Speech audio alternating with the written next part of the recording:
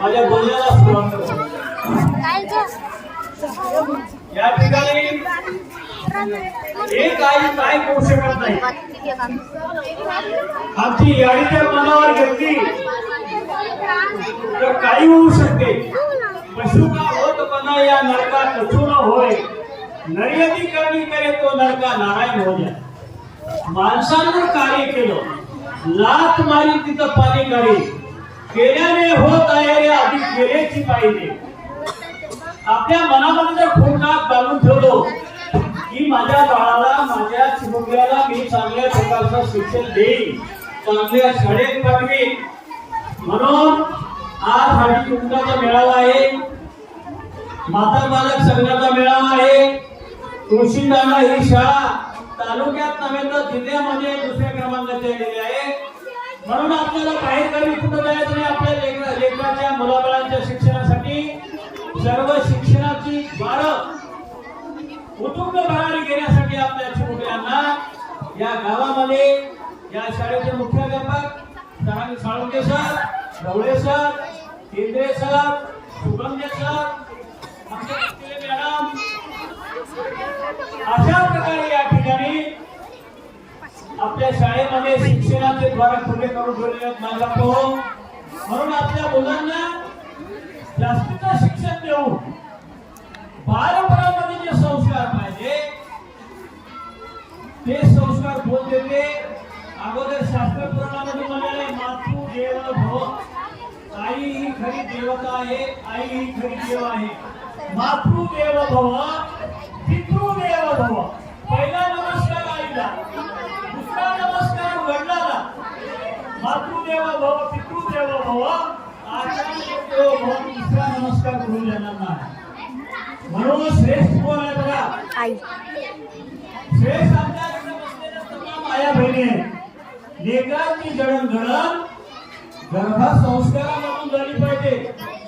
आई ज्यावेळेस बरोबर सांगायची गरज नाही, फक्त टच केल्याबरोबर विद्यार्थी आपोआप पुढे धावतो. म्हणून आपलं मन प्रसन्न असलं पाहिजे. मन करारे प्रसन्न सर्व सिद्धीचे कारण. आपलं मनच नाही चित्ती, आपलं मनच नाही स्थिर तर काय होणार आहे. म्हणून आपलं मन स्थिर राहण्यासाठी आपल्या घरचं वातावरण चांगलं असलं पाहिजे. आता घरामध्ये आपले टीव्ही आणि दूरदर्शन त्याच्यामुळे सर्व घटकामुळे झाला शिक्षणाचा.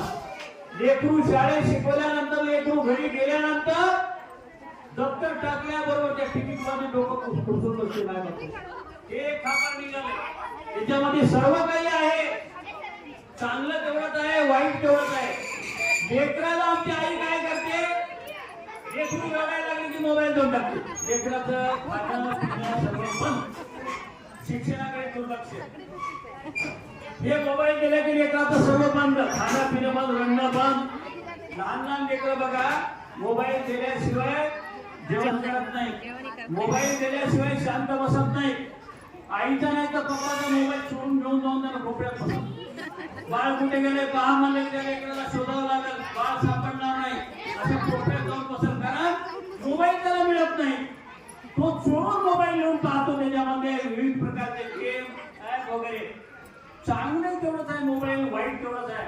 म्हणून माझ्या माता भगिनींना नम्र विनंती करतो, जिच्या हाती शिक्षणाची दोरी ती जगात उतरी, जिच्या हाती पाळण्याची दोरी ती जगात उतरी.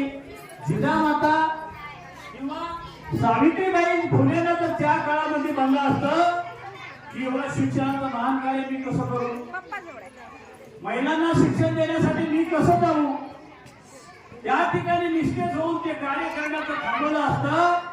त्या ठिकाणी महान महान महिला, आपल्या देशाच्या पहिल्या पंतप्रधान इंदिरा गांधी, देशाच्या पहिल्या राष्ट्रपती प्रतिभाताई पाटील, अशा मोठ्या मोठ्या महान महान पदावर महिला गेल्या नसत्या.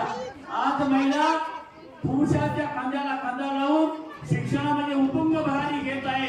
म्हणून महिला हे श्रेष्ठ आहे. एक बाई शिकली म्हणजे घर पूर्ण शिकलं, आणि एक पुरुष शिकला तर तो एकटा स्वतः शिकला. म्हणून आई साक्षर असली पाहिजे, आईचं लक्ष असलं पाहिजे माझं बाळ शिकलं पाहिजे माझा भाव, दुसऱ्या मुलापेक्षा वरचढ झाला पाहिजे, शिक्षणामध्ये त्याची प्रगती चांगली असली पाहिजे हे मनाला घेतलं पाहिजे आईनं. पण आईच्या मागे संसारामध्ये अनंत कामं असतात, आईला लेकराकडे बघायला वेळच भेटत नाही. म्हणून माझ्या आया बहिणीला नम्र विनंती करून सांगतो, शिक्षणासाठी आपल्याला बाहेर गावी वाईला बघा, राजीव रोड मध्ये बघा, शबा मॅडमच्या इंग्लिश कॉन्व्हेंट स्कूल मध्ये बघा 20,000 फी आहे. त्या ठिकाणी राजूरकर मॅडमला माहित असतं लेकराला फी आहे. पण इथं तुम्हाला फुकट शिक्षण मिळालं, इंग्लिश मीडियम आहे, सेमी इंग्लिश आहे, सीबीएसई पॅटर्न आहे, मंत्र आहे, अनेक प्रकारचे क्लास या ठिकाणी आमच्या शाळेतील गुरुजन हार्ड वर्क करतात. अतिशय कठीण काम. शाळा भरायचा टाइम 10चा आहे, पण शाळा सोडायचा काम नाही. विद्यार्थी शाळेच्या बाहेर जात नाही. का जात नाही? तर त्या विद्यार्थ्याला शिक्षणाची ओढ लागली. म्हणून इथं उपस्थित जमलेल्या माता भगिनींना एकच विनंती करू इच्छितो, आपल्या लेकरू घरी गेल्यानंतर, शाळा सुटल्यानंतर, घरी आल्यानंतर त्या लेकराला 1-1.5 तास खेळू द्या.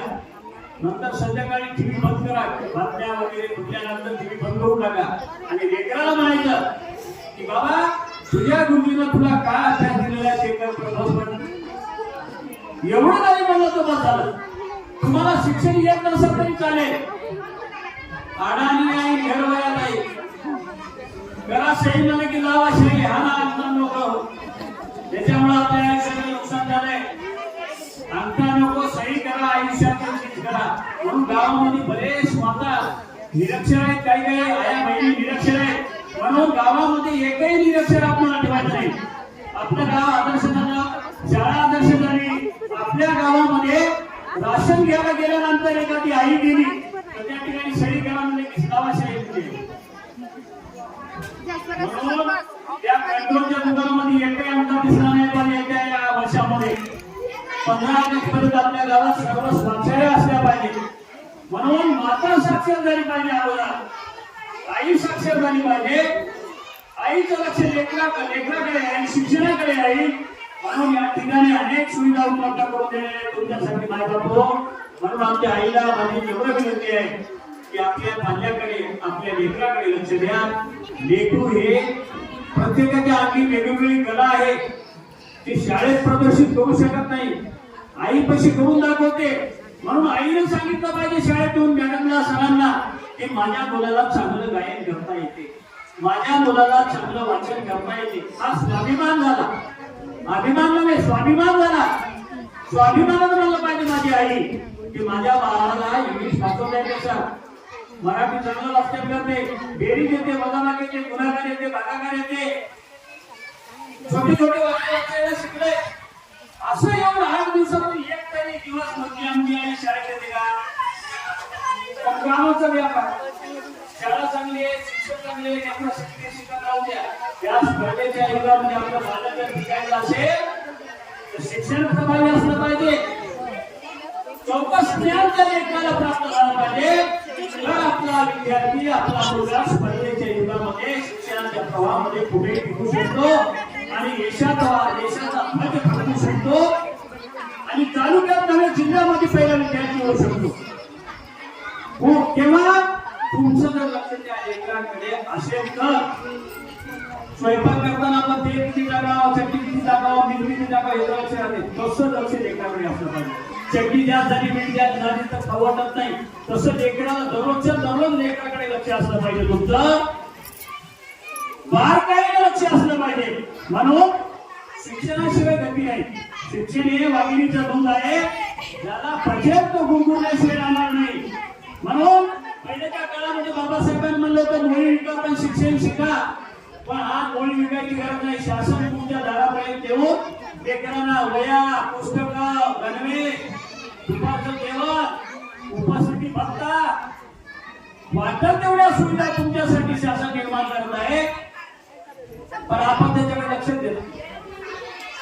कारण एवढ्या अनेक योजना आपल्यासाठी आल्या. कालच आमच्या प्रत्येक वर्गामध्ये टीव्या बसवल्या, मोठ्या मोठ्या टीव्ही मिळाली. 1.5 लाख रुपये देते काय विद्यार्थ्याला पूर्ण आधुनिक तंत्रज्ञानाचं शिक्षण. म्हणून आपल्या आईला या सर्व उपस्थित माता भगिनींना एकच विनंती आहे, जोपर्यंत तुमचं लक्ष आपल्या आपण त्याकडे लेकराकडे राहणार नाही तोपर्यंत आपल्या भारताचा सर्वांगीण विकास होणार नाही. म्हणून या ताज्यामध्ये जमलेल्या सर्व माता भगिनी या ठिकाणी माझी नम्र विनंती आहे की आपल्या लेकराकडे उद्यापासून तरी लक्ष द्या. लेकरू काय करते काय नाही. काही लेकरं सायकल घेऊन खेळतात, बाहेर रोडला एखादं वाहन आलं पडले गेले, आपण बिटाच्या खड्यासारखं जगतो. बिटाच्या खड्यावर पाणी पडल्याबरोबर विघळून जाते. तसं एखादा धक्का लागला, हात मोडला, पाय मोडला, लेकराला खेळू द्या, बागडू द्या. ते बागेतील फुले आहेत.